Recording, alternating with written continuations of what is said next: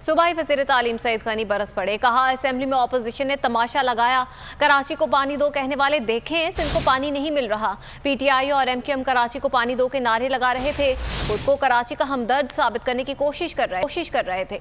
पानी की किल्लत की करारदाद आई तो इन्होंने मुखालफत की। मुतनाज़ मरदमशुमारी पर MQM ने दस्तखत किए।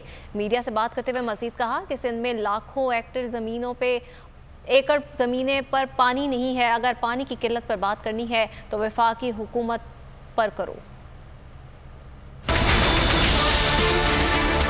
असेंबली के इजलास में आपने देखा कि अपोजिशन ने जो तमाशा लगाया, मुझे हैरत इस बात पे हो रही थी कि PTI और MQM दोनों जो नारे लगा रहे थे वो ये कह रहे थे कि कराची को पानी दो, और अपने आप को ये साबित करने की कोशिश कर रहे थे कि वो कराची के लोगों के बहुत बड़े हमदर्द हैं, और शायद जो जिल्लत उनको कराची के इंतखाबात में कराची के शहरियों के हाथों हो रही है, उस जिल्लत को कम करने की कोशिश कर रहे थे। PTI अगर ये कहे कि कराची को पानी, उस पार्टी पिछले चंद 4-5 हफ्ते हो गए हैं आवाज़ उठा रहा है।